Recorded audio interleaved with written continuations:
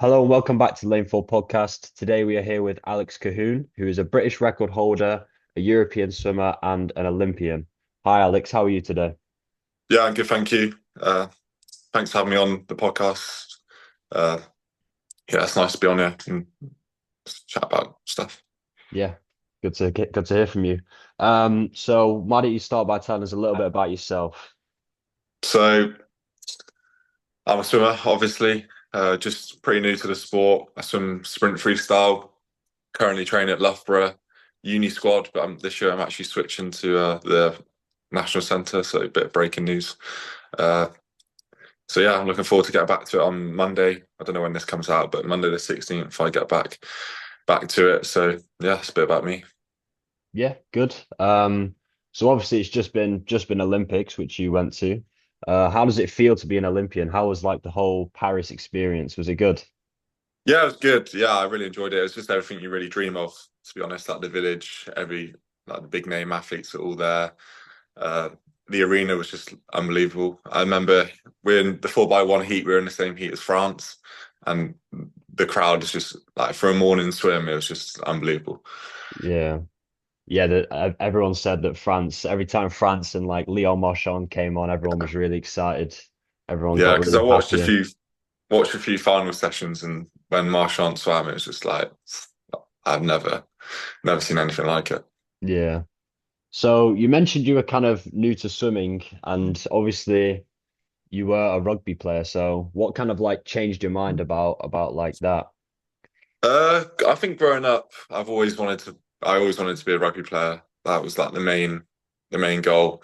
My brother was always big into rugby. He was just the family sport basically, and it was a good setup at school. I enjoyed it, played well, went into the Gloucester Academy setup, made it pretty far, got got that academy level, and then it was just I was always doing swimming on the side, and it was just juggling the two. Just when you want to be the best at something or want to get reach that next level, you have to choose one.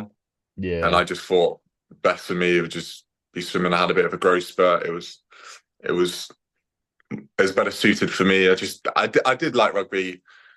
I just the environment and the setup, and it was just there's just so many boys. There's just too many people there, and you fight and to make a team off a guy's decision when in swimming you can just it's all individual and you can do it yourself. Yeah, exactly. It's based more off yourself. So Yeah. they're two quite contrasting sports, but I know a lot of like swimmers who are like rugby players. It's quite obviously rugby's a little bit more physical than Yeah. swimming. Yeah, I think it's nice though because everyone says obviously swimming is an individual sport, but I don't feel individual when I'm training every day with the same people, the same coach, all the support staff. It's the same as rugby basically. Just on a Saturday we do it by ourselves, and they obviously have 14 other players with them. So it's just, but I do think the mix is good, and you can take positives from both sports, and that's what where I am today really. Yeah, exactly. I think doing loads of different sports like helps because swimming can be quite like, I don't know, it can be quite a tedious sport, I find. It can be Yeah, quite yeah, definitely at a young age. Definitely when people come up to me and say, "Oh, should I stick to one sport?" and you're like 14, no, do every sport you can because you never know what sport by the time you're 17, 18 you want to like pursue. So yeah, yeah, exactly. And even like within sports like swimming, there's a lot of people like narrowing it down to just like one event and stuff like that. And it's yeah, like exactly. Yeah, you got to try and keep it kind of like widen the horizons and stuff like that. yeah, exactly. So obviously, so in terms of swimming, like you mentioned on your Instagram recently that you're starting a swim clinic. Maybe you could tell us a little bit about that.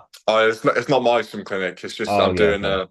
I'm doing a swim clinic for a club. They just reached out to me, Peterborough. So I'm just go there for the day, just tell them what I know, show them what I know, just have fun with like the local kids there. So it should be a good day, and yeah, I'm grateful for the opportunity. Yeah, it's good. Yeah, I've been to Peterborough. I really like the facility. I think it was a really good pool. I only swam their short course. I think I did it. I think it was an Adam Peaty race clinic or something like that Oh, with Vic really? Greenbank. Yeah, Yeah, it was really good. Obviously, it was very far away from me, that long drive. yeah. That's not too far from Loughborough, so it'll be a good day. Yeah. So in terms of Loughborough, obviously you're training with like some of the best athletes there, aren't you? Training with, well, obviously the sprinters, there's a lot of sprinters and a lot of distance swimmers there. So do you find yourself training with like people like Daniel Whiffen now too much or Uh, not? Not really. I think more like if we were to go back now, it's like pre-season, so everyone mixes together. Uh, but when it comes to like January and we're on like the long course specific stuff, like we don't really cross paths. Sometimes Saturday morning we'll have a kick set together, and I'll batter him by the way. So make sure Yeah. you put that in. That's the only thing I can beat him on. But yeah, we don't mix, but you always see each other. We do pre-pool together. We socialize if we're both on a break at the same time. Then we like in the showers after, and then we go for meals, etc. So we are close as a whole squad, whether you sprint to distance. So it is a really good mix, and you're not just with the same people in sprint all the time. So it's nice to like spread across the group. Yeah, definitely. I think swimming's a really good sport for that. Like the whole community, everyone always like comes together. Like I know I'm at Mount Kelly, like a lot of us swimmers are like all really close and we all get along really well. So Yeah. we're obviously as a Lane 4 podcast, we're quite interested in the mental side of swimming. So is there any like kind of do you do like visualization before your race or is there anything like mental that you do before to prepare yourself? Nah, I'm gonna be honest. I don't do any visualization. Um, In terms of like my mentality, I think it's quite good. I like watch like motivational reels or listen to like hype up music. That's the kind of mental approach I have for racing. I never normally visualize my race. I'm quite laid back. I'm quite chill. Uh, like I'll be chatty in the prep area. I always have this rule. The minute I get my suit on is when I'm like more serious. So that's when two headphones go in. You start priming. Obviously, getting your suit on, and it's like 20 minutes to go before you're racing. So it's like you lock in at that point. But in terms of visualization and like self-talk, I don't do it because I just believe in the work I've done and the build up. So I don't need to visualize. But everyone's different. I know loads of people love visualization and self-talk, but it's just everyone's different. Yeah, exactly. Yeah, everyone takes a different approach, and yeah, going back to the relax before your race, I think it's really good to be relaxed before a race because go being like tight and like kind of like all like stress before your race can like it can really impact your race, and it's good to be like Yeah. relaxed going into a race. Yeah. So I thought I was going to be way more nervous for the 4x1 in the morning, but I just feel like the prep the 3 weeks before the taper was just so good. Obviously done everything right, my coach, and then I was just so ready to go. It was just like I was just so itching to go because I remember trials. I wasn't until Thursday, so I think it was day 3 or 4 was the 100 free, and I was just obviously you're watching your mates make the team, you're watching other English people and British people make the team, and you're just sat there like there's nothing you can do. Yeah, You're doing absolutely you're in your Airbnb or hotel, and you just sat there waiting. And being day one, I feel like was was better for me because I wasn't just sitting around and I just had the itch and I just wanted to go so badly. And that's where I think I wasn't that nervous because I was just so ready to go. I believed in all the work I'd done. I've had the best blocker training I've probably ever had, and I was just ready to go. And yeah, yeah. It was a honestly Olympics was a really great watch this season. Obviously there was very high expectations put on the swimming and touching on like the freestyle. I mean that 100 free world record. It was just amazing, wasn't it? yeah, it was special to watch. It was good. Yeah. So in terms of like we've talked about more the mental side, how about like the physical side? Like what would like a week of training consist of for you? So I only do 8 sessions, about an hour and a half, 2 hours in the water, max 5.5K if we're in a hard block. Uh, so Monday will just be like Monday morning introduction to the week, just like aerobic, bit of skills, bit of power maybe. And then if we're in a specific block, it'll be like front end speed on Monday night. So locking in the first 50 of your 100, then maybe some like dive 25s, dive 15s kind of stuff. Tuesday, it will be uh, just like kick, like aerobic. Um, Wednesday, it will be top end. So I only swim once on a Wednesday, so it'll be top end speed at night. So just dive 25s with the blocks, racing a few of the boys.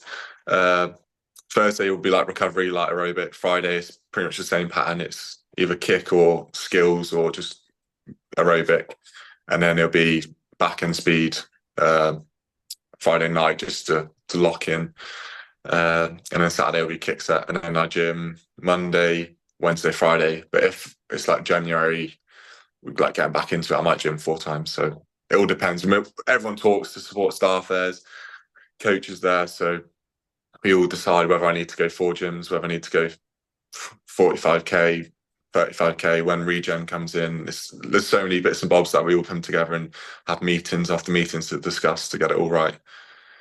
Yeah, exactly. Yeah, communication is definitely key, Oh especially yeah, like with your coaches. Yeah. definitely. So so obviously that's a lot of training and it's quite high volume for a sprinter. So in terms of like nutrition, how do you keep up with that? Yeah, I'm pretty on it with my nutrition. I like to think I eat well, and obviously I've got Andy Shepherd, the Lepra nutritionist, on the side. So if I have any problems, like I don't know what to eat, I don't know where to get more protein and more carbs, everything to get in, and whenever I'm ill, he's just such an easy contact to reach out to. And I see him twice a week because he's on poolside, so we just have a general chat whether to get the supplements in. It's just, yeah, it's very easy to be on top of, and it's way harder to let your standards slip and go out, takeaways, blah, all this and that. But when you're in that period of training, we're professional athletes at the end of the day, so we know when to like switch on and where we can have fun, where we can be a bit more relaxed, and where we need to switch on. So it is pretty easy, especially at Loughborough. Yeah, exactly. It's good to have people watching over you and stuff. Yeah, definitely. Yeah. So, and yeah, again, nutrition is really important, especially in swimming, because I feel like with swimming you burn a load of calories and stuff doing swimming. So to kind of finish off, to kind of end us off today, do you have a quote of the day that you would like to share with us? I like the one, see it, believe it, become it. I feel biggest thing I've learned the last year, I'd say, would be that having a strong mentality towards the sport that you're doing helps a lot. I think people underestimate how much like your mentality matters. Like training with Whiffen every day, saying when he wasn't where he was, saying he's going to break world records or win the Olympics. Everyone's like, "Oh no, what are you talking about? Like, no chance." But he actually believed it, and we've seen the last few weeks it's become a reality. So picking up stuff from him and actually believing that I was good enough to be at that level to compete with the likes of like Duncan, Dino, Matt, Burris, everyone. So it's it's definitely that's the switch I've had this year, and that's the reason I think I've done as well as I have because I've switched on mentally and actually started believing in myself and in what Ian's been telling me and what all the support staff have been telling me what to do. So I think that's been a massive factor for me. You actually got to see it and believe you're good enough because no one in Britain has anything on me. No one's got something I haven't got. So it's just whether you're willing to work hard and put the hours in, basically. Yeah, exactly, mate. Like if you can believe it, you really can do it. Like it's all about how Yeah, committed you are to that. And yeah, touching on Daniel Whiffen, I mean, he was everyone really thought he had like a really huge ego saying he was going to do all this and all that, and he's gone and proved them all wrong. yeah, Like, exactly. Yeah, I have a lot of time, a lot of respect for Dan. Like, he's one of my best mates. So to see him say and do all that, it's like anything is possible. yeah, it was a great performance from him, especially Yeah, in the 800, which he obviously won. yeah, All right, well, it's been great to talk to you. yeah. And you, mate, thank you. Yeah, I hope you have a great rest of your day. Yeah, and you. Good Thank you luck in very the season much. as well. Thank you.